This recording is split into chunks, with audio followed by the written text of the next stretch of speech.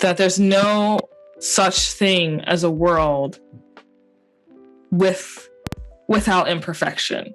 In other words, the idea that we can move to this sort of like teleologically utopian state where there's so much, there's like absolute perfection and no mistakes are made and blood is on no one's hands, and even in the pursuit of justice, blood is on no one's hands.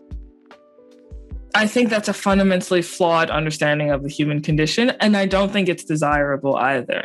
And I grew up with this sort of teleological idea, the idea that the world is moving towards a fixed state or a perfect state in which human beings will be perfect and it will be a utopia and we will all live in absolute perfection with each other.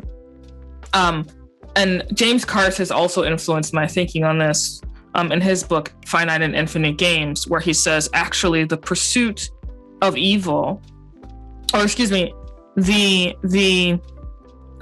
proliferation of evil often comes when people try to completely eradicate evil from the face of the earth, because they're basically not realizing that we're all in a fallen state. So I think when it comes to nationalism and when it comes to anti-Zionism in particular, I am very much pro self-determination for all peoples.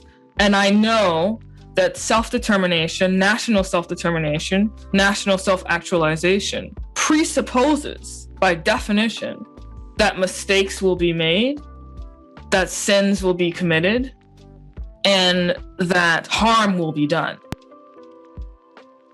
But I think that the very fabric of reality would cease to exist if that wasn't a possibility.